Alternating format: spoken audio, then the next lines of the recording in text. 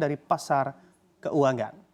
Pertengahan April ini nilai tukar rupiah anjlok hingga menyentuh angka Rp16.250 per dolar Amerika Serikat atau menjadi yang terlemah dalam 4 tahun terakhir. Pelemahan tajam ini kembali memicu kekhawatiran mengenai krisis moneter di tahun 97 pada dan juga 98 silam. Saat itu, krisis menjatuhkan nilai tukar rupiah dari 4.650 per dolar Amerika Serikat pada akhir 97 menjadi 7.300 per dolar Amerika pada akhir November 98. Bahkan, rupiah di pertengahan 98 sempat anjlok hingga ke level 16.800 per dolar Amerika Serikat. Tauhid Ahmad selaku ekonom senior Indef mengemukakan beberapa faktor lemahnya rupiah pada 1998 seperti struktur atau fondasi ekonomi cukup lemah, serta cadangan devisa atau cadef yang sedikit. Selain itu, struktur utang kurang baik, krisis moneter yang disebabkan oleh krisis kepercayaan sektor keuangan. Ini berarti penurunan rupiah pada 1998 dapat dikatakan lebih kepada faktor domestik yang cukup rapuh. Namun berbeda halnya dengan depresiasi yang terjadi pada April 2024 yang dikarenakan akibat faktor eksternal. Pelemahan rupiah kali ini terjadi di tengah sikap Bank Sentral Amerika Serikat, The Federal Reserve, the Fed, yang dinilai cukup bimbang perihal suku bunga. Alasan dibaliknya yaitu kuatnya ekonomi Amerika Serikat baik dari sisi inflasi yang kembali memanas hingga data ketenaga kerjaan yang masih solid.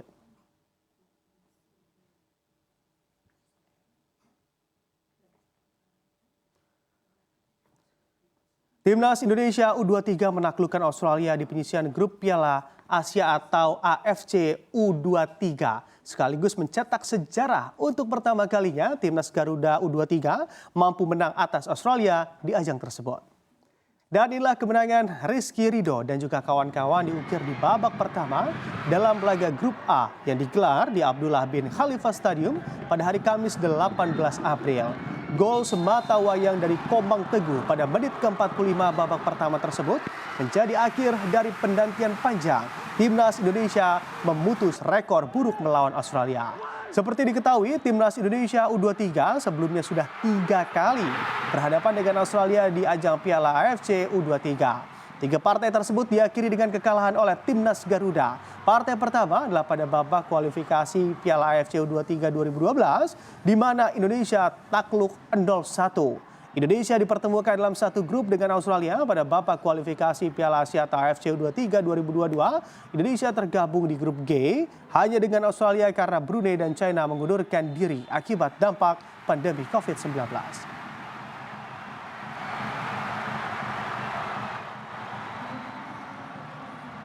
워낙 호주가 좋은 팀이고 신체적인 조건이나 스피드나 개인 기량이나 모든 게 우리보다 낫기 때문에 힘든 경기가 될 것이다 생각했고 뭐 경기는 힘들었지만 우리 선수들이 이제는 많이 좋아지고 있고 포기하지 않으면 된다고 주문했던 부분, 그리고 선수들한테 내가 볼을 차기 위해서 자신 있는 플레이를 했으면 좋겠다는 것이 오늘 좀 잘 맞아떨어지지 않았나.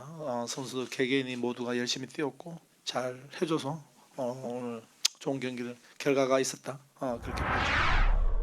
Aplikasi pesan singkat Telegram digadang-gadang akan mencatat milestone baru dalam waktu dekat. Pesaing kuat WhatsApp tersebut mengklaim akan segera menghimpun 1 miliar pengguna aktif bulanan. Untuk perbandingan, WhatsApp memiliki lebih dari 2 miliar pengguna aktif bulanan hingga akhir 2023 lalu.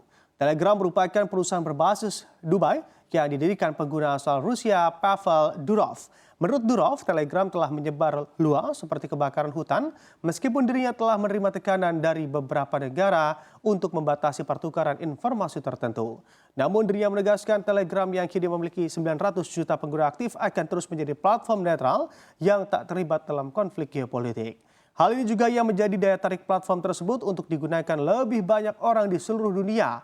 Durov menjamin sistem enkripsi pada Telegram akan membuat pertukaran informasi di dalamnya benar-benar terlindungi dan bebas intervensi pemerintah.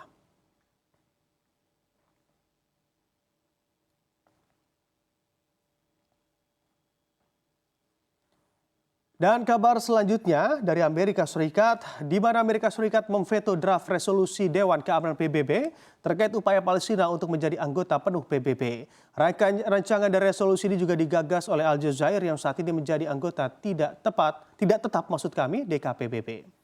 Draft tersebut menerima 12 dukungan dari total 15 negara anggota DKPBB, 2 anggota abstain dan 1 anggota lainnya yakni Amerika Serikat menolak.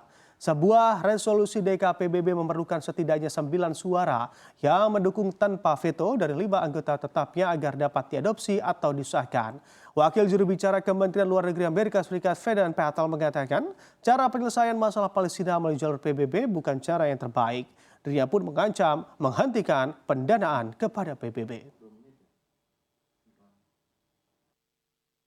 We also have been very clear consistently that premature actions in New York, even with the best intentions, will not achieve statehood for the Palestinian people. And we do not believe that the pathway through New York and the United Nations is the best path forward. And as I so noted, such action through the United Nations would statutorily require the United States to cease its funding to the UN. That's certainly not something we're interested in doing either.